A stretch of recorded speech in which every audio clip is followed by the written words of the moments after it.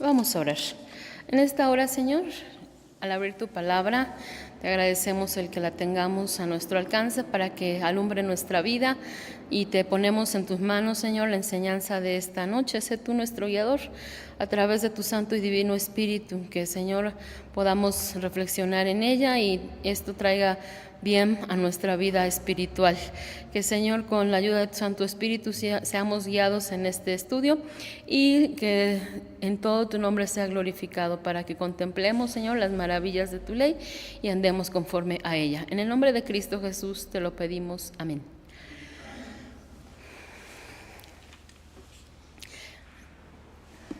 Esta semana de la Biblia se estarán tocando diversos temas y lo que vamos a mencionar inicialmente es que la Biblia, no obstante, se escribió hace mucho tiempo, sigue teniendo vigencia y todo lo que dice es verdad.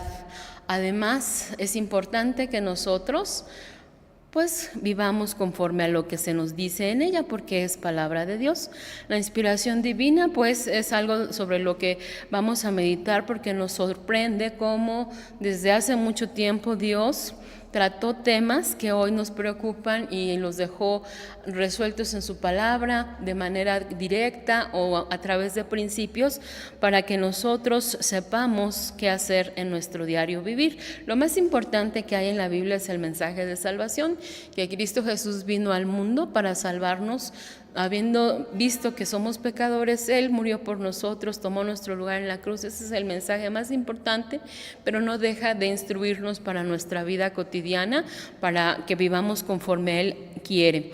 Y bueno, hoy vamos a ver que la Biblia habla sobre los cargos públicos y es muy interesante hablar sobre este tema, pero también genera mucha controversia. En general vamos a hablar del gobierno y vamos a hablar de las personas que ocupan los cargos públicos y cómo es que la Biblia trata sobre este tema para que tengamos orientación. En primer lugar, tenemos que considerar que el gobierno tiene su origen en Dios. De hecho, Dios es el gobernador de todo lo que existe. Dice Dios en su palabra, en Daniel 2:21, que Él muda los tiempos y las oportunidades, quita reyes y pone reyes. Así que Dios es el gobernador supremo, el gobernador por excelencia, y el gobierno tiene su origen en Dios y es ejercido por Dios. Nada queda fuera de su autoridad. Él gobierna los tiempos, gobierna las personas, y en ese trabajo que tiene, pone y quita reyes. Él dispone quienes ejercerán la autoridad en la sociedad para bien de todos. Así que, de entrada, los cristianos no somos anarquistas. Esto es muy importante. Nuestra sociedad tiene ciertos sectores que piensan que la humanidad estaría mejor sin gobierno, que somos tan libres que no es importante que alguien nos diga qué hacer o cómo hacerlo, o que nos mantenga realizando ciertas actividades. Si el gobierno es establecido por Dios, es idea de Dios, tiene su origen en Dios y el supremo gobernador es Dios, los cristianos no somos anarquistas. Y les invito a los jóvenes, sobre todo, que es cuando tenemos esa inquietud, a que revisen el tema en las Escrituras. La idea de que la humanidad está mejor sin gobierno y que puede hacer uno lo que quiere y destrozar la propiedad ajena, faltarle al respeto a las personas y hacer lo que uno quiera, no es correcta. La anarquía no es bíblica y contraría el orden de Dios. Ahora, Dios estableció los gobiernos y permite que se desarrollen bajo ciertas formas. Dice Romanos 13:1 que toda alma se debe someter a las potestades superiores, porque no hay potestad sino de Dios, y las que son de Dios son ordenadas. Las autoridades son puestas por Dios. Dios establece, también ya lo vimos conforme a Daniel, quiénes serán los gobernantes. No quiere decir esto que todas las formas de gobierno sean buenas y que todos los gobernantes sean buenos.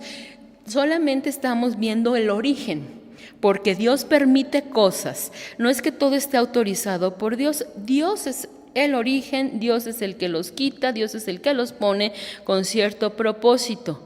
Y las formas de gobierno no todas son validadas por Dios, aunque se citen incluso en la Biblia. Por ejemplo, las dictaduras no están autorizadas por Dios, pero Él las permite. ¿Qué es una dictadura? Es un gobierno que anula por completo la voluntad y los derechos de las personas y lo hace mediante la violencia.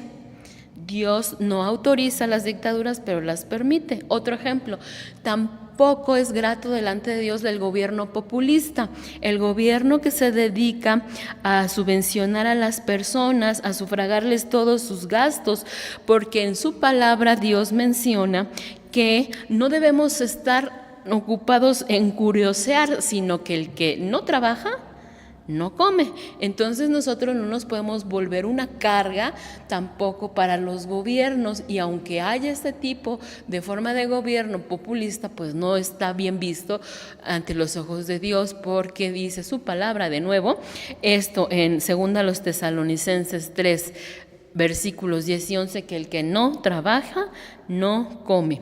Bueno, Dios ha permitido ciertos tipos de gobierno y hay ejemplos de ello en su palabra. Y para abreviar, pues solamente vamos a mencionar que hay dos tipos de gobierno que diremos que son los autorizados por Dios y los correctos o los más convenientes o los más adecuados: la teocracia y la democracia. La teocracia, por supuesto, cuando es ejercida por Dios, el único Dios verdadero. En su palabra, Dios nos habla de cómo Él iba al frente de su pueblo. Él era el que gobernaba en cierta etapa histórica. Pero también se nos habla de la democracia. Y ya saliendo un poco del contexto religioso, que dicen los políticos que es el mejor sistema que ha habido hasta hoy. En las democracias, quienes toman las decisiones es el pueblo en general a través de sus representantes, a quienes elige, y los asuntos se resuelven por votación. Democracia, de nuevo, en el ámbito político se dice que es el mejor sistema que se ha tenido en todos los tiempos para el gobierno, donde toda la gente elige a sus representantes para que actúen en favor de ellos y para que tomen las decisiones que se resuelven por votación. Y este sistema no es que Dios lo haya implantado, pero se practicaba incluso desde el Éxodo. Cuando nosotros vemos que Dios envía a Moisés a librar al pueblo, Dios le dice a Moisés: junta a los ancianos del pueblo de Israel y cuando estén juntos van a tratar este tema, y cuando ya lo tengan atendido se van a ir ante Faraón. Entonces tenemos el origen de la democracia también en la sociedad, pero bíblicamente tiene respaldo. Y de nuevo, esto nada más para resumir: hay sistemas de gobierno que son gratos delante de Dios, hay otros que no lo son, y lo mismo pasa con las personas que ocupan cargos públicos. ¿Por qué ocurre esto? Que a veces sí hay cierto apego a los principios bíblicos por parte de los gobiernos y a veces, o por parte de las autoridades o los servidores públicos. ¿Y por qué a veces no? Porque los gobiernos siguen la suerte de nosotros. ¿Cómo somos nosotros como personas? Pues si los gobiernos están presididos por seres humanos, los gobiernos son limitados, los gobiernos son imperfectos, los gobiernos son deficientes y al final no están a salvo de la corrupción, porque si bien Dios es el que tuvo la idea de establecer un gobierno, quien ejerce el gobierno hoy por hoy en la sociedad es el hombre, y el gobierno sigue la suerte del hombre, porque el hombre es así. El hombre es deficiente, es limitado y bueno, en ocasiones llega incluso no solo a la limitación, sino a la imperfección y a la corrupción. Incluso dentro del pueblo de Dios hubo gobernantes malvados. Voy a citar un ejemplo en el caso de Jezabel, que fue esposa de Acab. Si ustedes ven su Biblia en Primero de Reyes, capítulo 21, del 7 al 10, se nos habla cómo este matrimonio despojó a un hombre de su propiedad. Y el argumento el rey Acab era que necesitaba esa propiedad que era colindante con la suya para establecer un huerto. Y su esposa le dijo: ¿y qué pasó? ¿Qué te dijo el dueño? Pues no te la voy a vender. Y por eso estaba triste y hasta se había quedado sin comer y se había refugiado en su cuarto, digamos que haciendo un poco de berrinche porque no se lo habían vendido. Y la mujer, la reina, le dijo: ¿y tú no eres el rey? ¿Cómo que no eres el rey? En este país tú eres el que gobierna, deja el asunto en mis manos. Y este matrimonio despojó a Nabat, el dueño de la viña, de la propiedad colindante con el rey, previo asesinato de este hombre. Entonces, ya ven cómo el gobierno y Dios, aunque tienen relación, no es que Dios convalide todo lo que hacen los gobiernos. Incluso en el pueblo de Dios hubo gobernantes malvados como el matrimonio que les acabo de citar. ¿Por qué? Porque la corrupción, la maldad es propia del hombre y el hombre la lleva a donde va, incluso a los cargos públicos. El hombre no es íntegro y de esto no se le puede culpar a Dios. Así que si hay maldad en el hombre, pues hay malos gobernantes. Pero tenemos en la Biblia algo muy importante, en el libro de Eclesiastés, en el capítulo 5. Cuando veamos nosotros esta situación y digamos, ¿cómo es posible que haya injusticias? Vamos a ver que no es algo nuevo, porque frecuentemente nosotros estamos esperanzados que con el cambio de gobierno las cosas mejoren, pero como la maldad habita en el hombre, pues no habría posibilidad de mejora si no mejoramos nosotros como personas desde nuestro interior. Y vemos en Eclesiastés 4, que es el pasaje que leímos, en su versículo 1 se nos dice o se nos describe esta situación desde ya hace mucho tiempo, y dice el predicador o el escritor sagrado, dice: y tornéme yo y vi todas las violencias que se hacen debajo del sol, y aquí las lágrimas de los oprimidos, y sin tener quien los consuele, y la fuerza estaba en la mano de sus opresores, y para ellos no había consolador. El hombre abusa de sus semejantes, de su prójimo, y dice, y parece ser que los oprimidos no tienen quien se compadezca de ellos, y que la fuerza está en sus opresores. Y ahora, Eclesiastés 5:8, la primera parte, dice: si violencia de pobres y extorsión de derecho y justicia vieres en la provincia, no te maravilles de esta licencia. Desde hace muchos años, dice Dios en su palabra, en las provincias, en las naciones, en los pueblos, hay violencia de pobres, se abusa de los débiles y extorsión de derecho. No hay justicia, a veces se llega a comprar. Dice, cuando veas esto no te maravilles, esto es, digamos, una pequeña licencia. Dios está al tanto. Y es el segundo punto sobre el que vamos a reflexionar. Dios no pasa por alto lo que ocurren en el gobierno, porque Él es el que delegó esa función.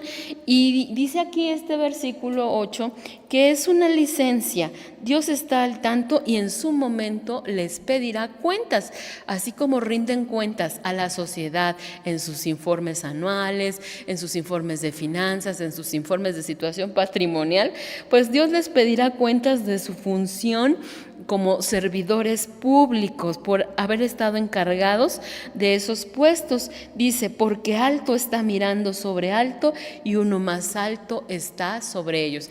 Y si unimos este pensamiento al de Romanos 13:1, que dice que toda autoridad proviene de Dios y que hay un alto sobre más alto y encima de ellos hay otro más alto, pues Dios les pedirá que rindan cuentas.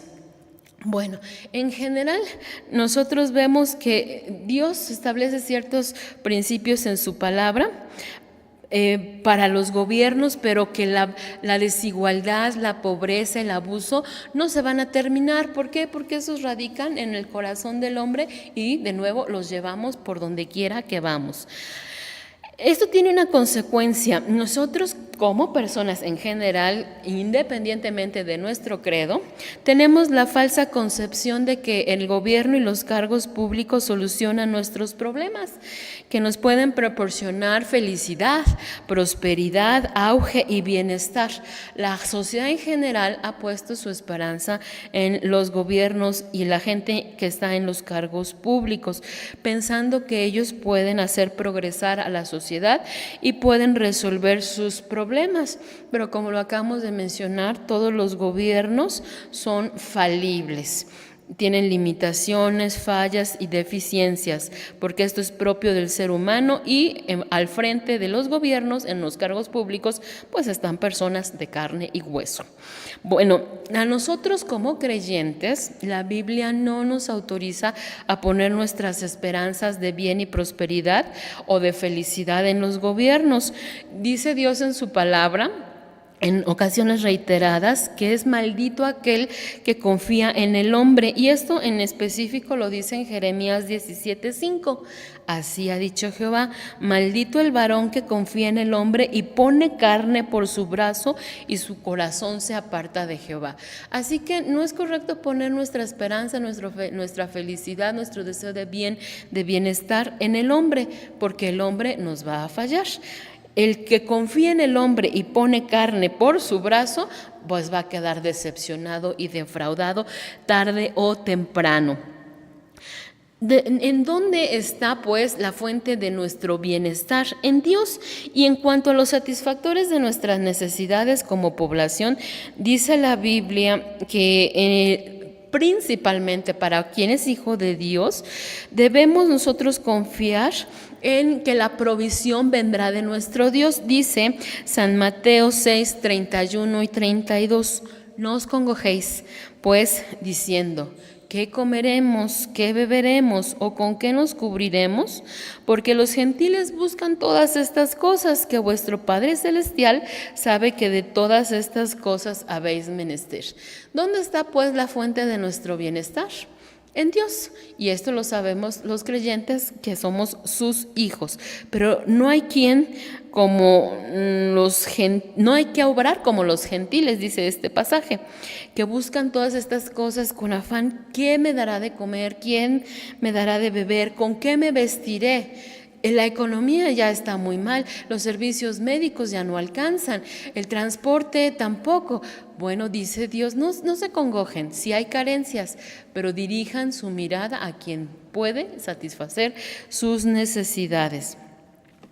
Bueno, aquí vamos nosotros ya a hacer una distinción, porque los creyentes, según nos enseña la palabra de nuestro Dios, tenemos una doble ciudadanía, así como las personas tienen en ocasiones una doble nacionalidad. Los que hemos creído en el Señor tenemos una doble ciudadanía, pertenecemos a dos gobiernos, pertenecemos a dos países, a dos patrias, por decirlo de alguna manera, a nuestra patria terrenal, a nuestra nación en donde hemos nosotros visto la luz del sol, donde Dios nos permitió nacer, pero también tenemos otra patria, la patria celestial, una nación de la que formamos parte todos los pueblos de la tierra que hemos creído en el nombre de Jesús como nuestro Salvador. Y al respecto dice uno de los pasajes bíblicos que mencionan estas cosas, que nuestra ciudadanía, nuestra habitación está en los cielos, y de allí esperamos que retorne el Señor Jesús por nosotros. Y esto es importante porque nosotros como creyentes debemos tener en cuenta esta doble ciudadanía. Debemos de nosotros darle a cada una de estas características de origen, de nacionalidad, por llamarle de alguna manera, su campo de acción y su debida importancia. Las dos, nuestra ciudadanía terrenal y nuestra ciudadanía celestial, son importantes, pero cada una tiene su campo de aplicación o su campo de acción. ¿Quién nos enseñó esto? El Señor Jesús, en San Mateo 22, 17 al 22. Y esto se enseña incluso en las clases de ciencia política y en las clases de gobierno, porque es ejemplo paradigmático y muy práctico y muy cierto, una verdad que nadie puede refutar, en el sentido de que a cada ámbito le corresponde una cosa y debe dedicarse a lo suyo propio. Dice la Biblia en el Evangelio según San Mateo que se acercan los enemigos del Señor Jesús tentándole, poniéndole una trampa, y esa trampa tenía que ver con el gobierno en turno, un imperio de los más poderosos que ha habido en la historia. Y la pregunta que le hicieron al Señor Jesús fue la siguiente: dinos pues, ¿qué te parece? ¿Es lícito dar tributo a César o no? Mas Jesús entendía la malicia de ellos. Entendida la malicia de ellos, les dice: ¿por qué me tentáis, hipócritas? Mostradme la moneda del tributo. Y ellos les presentaron un denario. Entonces les dice: ¿cuya figura es esta y lo que está encima escrito? Dícenle: de César. Y díceles: pagad pues a César lo que es de César y a Dios lo que es de Dios. De hecho, eso se ha vuelto un dicho popular: al César lo que es de César y a Dios lo que es de Dios. Así que los creyentes tenemos nuestra ciudadanía doble, pero cada una tiene un campo de acción definido y cada una es importante. Y dice el Señor Jesús: lo que es de César, a César, y lo que es de Dios, a Dios. Y aquí vamos a encontrar entre líneas ciertos razonamientos. El imperio romano no era un imperio que anduviese tomándose a juego su papel, era un imperio que oprimía a los que había sometido a su autoridad.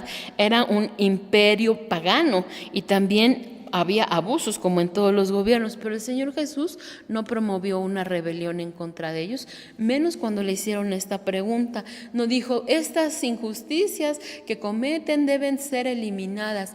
El Señor Jesús dijo: cada quien tiene su tarea, porque sabía del contexto de lo que nosotros estamos platicando. Toda autoridad proviene de Dios y de Dios es ordenada, aunque no ejerzan debidamente o legítimamente o correctamente sus funciones, Dios les pedirá cuentas y hay permiso por parte de Dios, y la violencia y las injusticias no se acaban. Él tenía todo ese contexto, por eso le permitió decir esto: al César lo que es de César y a Dios lo que es de Dios, y en ese momento no promovió una rebelión civil en contra del imperio. Y el Señor Jesús, cuando se entrevistó con un representante de ese gobierno al momento en que iba a ser crucificado, le dijo claramente: mi reino no es de este mundo. Él se refería a su autoridad respecto de el reino que establece en nombre del Padre, del reino de los cielos, de nuestra patria celestial. Y bueno, continuando con esto, los gobernantes que conoció el apóstol Pablo, pues también fueron personas que dejaban mucho que desear, eran despiadados y no eran justos, pero aún así no promovió tampoco desobediencia, y por inspiración divina les decía a los hermanos que oraran por ellos. Y en este caso le decía a Timoteo: enseña a los hermanos que amonéstales, que rueguen y hagan peticiones y hacimientos de gracias por los reyes y los que están en eminencia. Él conoció a gobernantes, les decía, despiadados, y no por ello dejó de pedir a este pastor llamado Timoteo que se orara por ellos. Y ahí vamos viendo conclusiones. A los cristianos, la Biblia nos permite participar en cargos públicos, por supuesto que sí, pero también nos establece obligaciones, como es orar por ellos y respetar ese ámbito de acción de cada uno de esos espacios de autoridad que Dios ha establecido.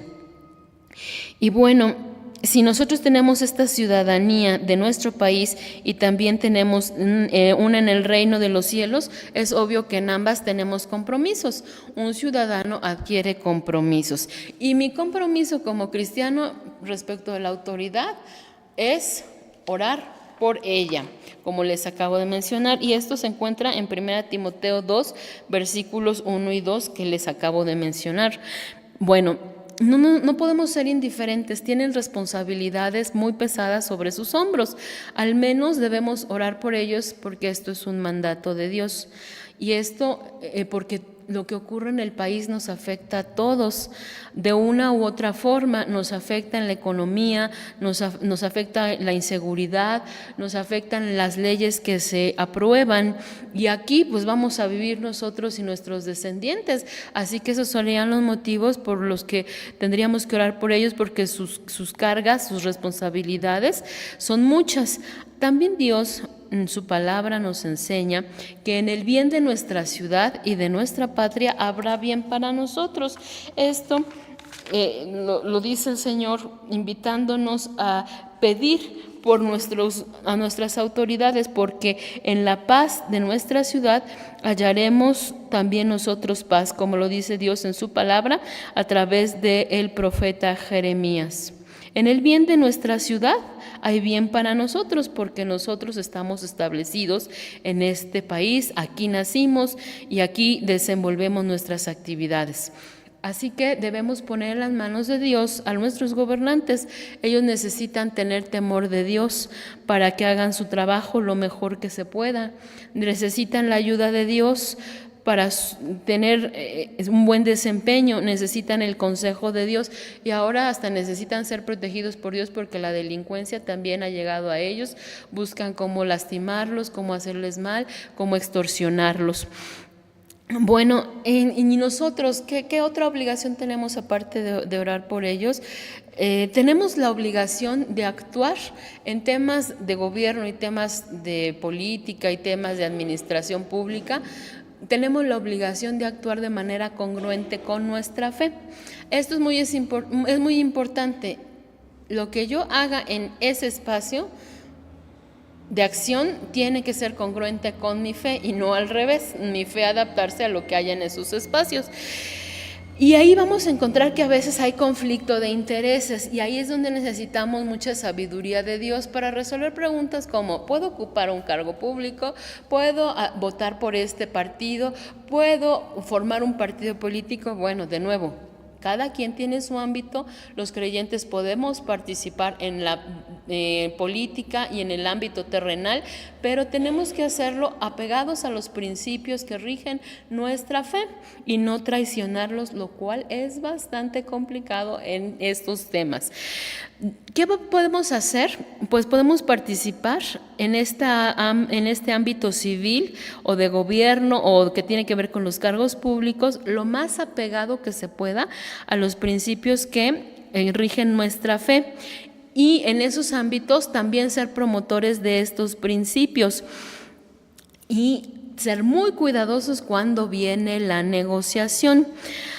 Porque en la manera en que negociemos puede ser que estemos renunciando a los principios que rigen nuestra fe. Y esto es muy necesario en la política, porque para conciliar intereses se necesita la negociación. Hay gente que decimos, él es diplomático y él es político. ¿Por qué? Porque se necesita ese acuerdo, ponerse de acuerdo, ceder para llegar a un entendimiento.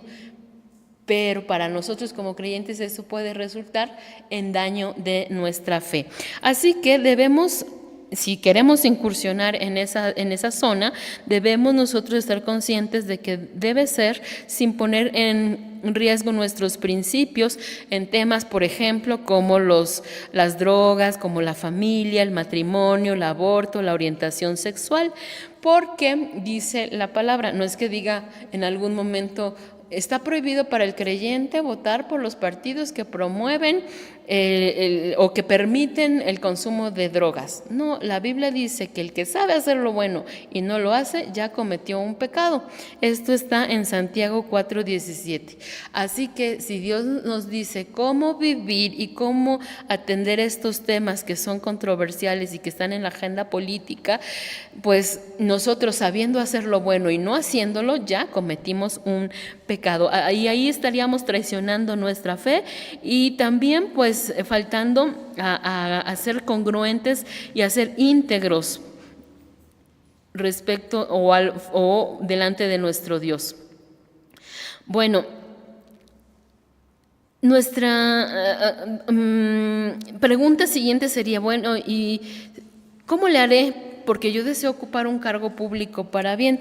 Y en la Biblia hay ejemplos de ello. Y efectivamente, la Biblia habla de que en cargos públicos hubieron hombres que tuvieron un buen desempeño, pero no es la mayoría. Y el ejemplo es Daniel y sus amigos en Babilonia, y también la reina Esther. Pero ahí es importante ir sacando conclusiones.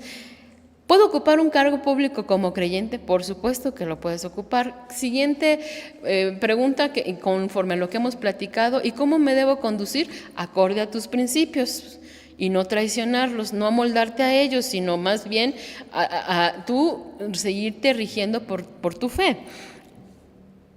Y estar conscientes de que tarde o temprano se encontrará uno ante la disyuntiva de obedecer a Dios u obedecer a los hombres, porque ni Daniel, ni sus amigos, ni la reina Esther tuvieron una vida fácil, no obstante que estuvieron en un puesto prominente. De hecho, todos estuvieron en peligro de muerte a causa de su fe y por no querer traicionar su fe en el desempeño como servidores públicos.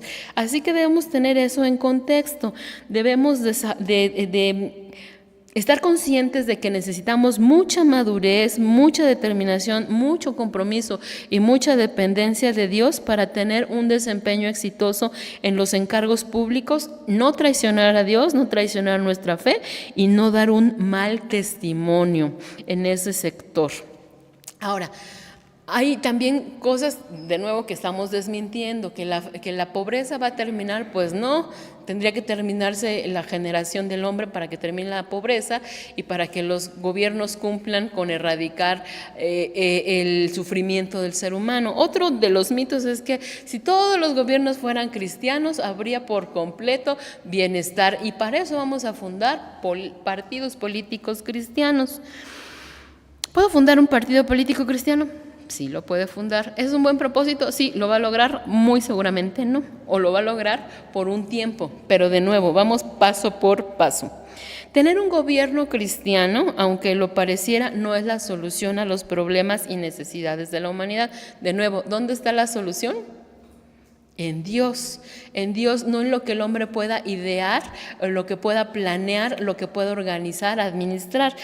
Y toda la sociedad tendría que ser cristiana para que un partido político o un gobierno cristiano funcionara, no solo los encargados de los puestos públicos. Necesitaríamos jueces cristianos, necesitaríamos nosotros también legisladores cristianos, necesitaríamos empresarios cristianos, necesitaríamos banqueros cristianos para que todo funcionara. Un partido político y un gobierno cristiano solito no sacan adelante a todo un país. Necesitaríamos economistas cristianos, necesitaríamos encargados de relaciones internacionales cristianos, diplomáticos cristianos, embajadores cristianos, y esto realmente pues es bastante complejo. Así que no porque se tenga el anhelo está mal, sino hay que ser conscientes de las consecuencias, de las limitaciones, de las repercusiones. El proceso de tener un gobierno cristiano pues no parece fácil, y de nuevo, ¿qué tanto estaríamos mezclando aquellas dos esferas respecto a las cuales el Señor Jesús dijo: acá hay una cosa y acá está la otra, dad a César lo que es del César y a Dios lo que es de Dios? No parece fácil ese proceso, aunque se tenga buena intención. Y de nuevo, aún en el pueblo de Dios hay deficiencias, hay limitaciones. Por más que uno quisiera, el desempeño de nosotros, independientemente de nuestros trabajos, pues siempre queda un poco corto a las expectativas de lo que debiera de ser. Y esto pues ocurre también dentro de los cargos públicos. La verdad es que como el ser humano tiene esas deficiencias en el corazón, muy fácilmente rebasamos a nuestros gobiernos. Pongamos un ejemplo: alguien que pasó el semáforo en alto y se acerca el policía y están viéndose el uno al otro para ver quién comienza la negociación, y acaban sobornando la persona al policía para que no le dé la multa. ¿Quién tiene la culpa? Uno, el policía, que se deja sobornar, o el ciudadano que accede o que hasta pide que mejor le pues ayude. Hasta hay una palabra, ¿no?, que se usa para pedir ese auxilio, que pide la atención, ¿no? Oficial, deme su atención. ¿Eso qué quiere decir? Pues que le dé que le evite la multa, ¿no?, por una cantidad que queda entre ellos. Entonces, nosotros mismos como sociedad rebasamos la capacidad de los gobernantes, y nosotros pues llevamos nuestra falta de integridad a veces hasta ellos, y les ponemos también la tentación a su alcance. Bueno, y vamos a ver que ante la imperfección de los gobiernos humanos y las limitaciones que hay en ellos, nosotros debemos de tener también claro lo siguiente: nunca vamos a estar del todo conformes con el gobierno, nunca. Siempre nos va a hacer falta alguna cosa, o nos vamos a desilusionar de ellos, o nos vamos a fastidiar de ciertas formas de gobierno. Y esto lo dice la Biblia, cuando el hombre más sabio de la tierra observó lo que pasaba con el gobierno, y él mismo, siendo rey, se dio cuenta de que no era correcto centrar la necesidad o la atención de nuestras necesidades en los gobiernos. Dice, porque siempre quedarán debiéndonos, nos quedarán a deber los gobiernos, porque las expectativas del hombre son muy diversas y son muy amplias o muy altas también. Y vamos a terminar con este punto nuestro estudio, y es tocando los versículos 13 al 16 de Eclesiastés 4. Y miren cómo por inspiración divina y en base a su observación, Salomón razona respecto de esta insatisfacción que hay en el hombre y de la limitación de los gobernantes y de que todo se vuelve un círculo vicioso. Dice: mejor es el muchacho pobre y sabio que el rey viejo y fatuo que no sabe ser aconsejado. Aquí hace una comparación, vicios propios del gobierno y de los servidores, de los que están al frente del servicio público. Dice, hay gente como el muchacho, pobre y sabio, y este es mejor que el rey viejo. ¿Por qué? Porque no obstante su pobreza y sabiduría, sí acepta ser aconsejado, lo que un rey viejo ya no. Él se dedicó a observar, y quién sabe si él diría cuando ya era muy maduro, ¿no? ¿Cómo me cuesta trabajo ser aconsejado? Pero bueno, aquí en la observación y la inspiración divina nos dan esa directriz. Entre los gobernantes habrá aquellos, cuando son jóvenes, cuando están iniciando sus carreras políticas, tienen mucha disposición, mucho ímpetu, mucho entusiasmo, mucho empuje, no están corrompidos por los vicios del poder y saben escuchar. Ese es el muchacho pobre y sabio. Es la persona dispuesta, la persona que todavía tiene esa intención, ese empuje. Dice, pero a la larga son tantas las responsabilidades, tantos los conflictos, tan pesado el trabajo, que el gobernante se vuelve fatuo y ya no sabe ser aconsejado. Ya cree, por una parte, que sabe todo, que tiene mucha experiencia, pero también ya no tiene esa frescura, ese ánimo, esa disposición, esa apertura para recibir consejo, para impulsar cosas nuevas. ¿Por qué? Porque los cargos públicos pues desgastan a las personas por el paso del tiempo y por las grandes responsabilidades que hay allí, al grado de que se puede volver difícil lidiar con el gobernante que ya no puede o no quiere ser aconsejado y que hasta se niega a los cambios, porque pues por mucho tiempo que ya lleva al frente del gobierno, pues sus ideas a veces son rebasadas por la modernidad. Y otra cosa que observó el predicador dice, porque de la cárcel salió para reinar, mientras el nacido en su reino se hizo pobre. Ahí tenemos que centrar un poco más nuestra atención para entender el significado de este versículo. Dice, de la cárcel salió para reinar, mas el nacido en su reino se hizo pobre. Y va a explicar adelante ¿qué comparación quiere hacer? Dice, vi todos los vivientes debajo del sol caminando con el muchacho sucesor, que estará en lugar de aquel. No tiene fin todo el pueblo que fue antes de ello. Hasta ahí vamos a quedarnos. Bueno, hay una comparación. ¿Y qué está diciendo el escritor sagrado? Dice que la gente ante su necesidad le da lo mismo que el gobernante venga de la cárcel para reinar o que haya llegado al gobierno siendo una gente pobre. Ojo, no quiere decir que esté mal que los nuevos gobernantes vengan de origen humilde. Lo que está diciendo aquí es que una persona o la sociedad en general tiene la esperanza de que las cosas mejoren y le da lo mismo quién sea el gobernante con tal de que esto camine mejor.